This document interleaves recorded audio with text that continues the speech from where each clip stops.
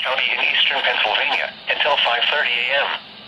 At 11:35 p.m., Doppler radar indicated thunderstorms producing heavy rain across the Warren area.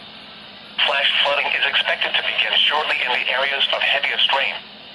Some locations that could experience flooding include Allentown, Easton, Lehighton, Bethlehem, Forks, Northampton, Wilson, Hellertown, Nazareth, Palmerton, Bangor, Jim Thorpe, Slatington, Penn Argyll, Wind Gap, Bath, Walnut Ford, Belfast, West Easton, and Tatamy.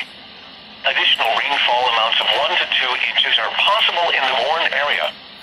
Excessive runoff from heavy rainfall will cause flooding of small creeks and streams, urban areas, highways, streets, and underpasses, as well as other poor drainage areas and low-lying spots.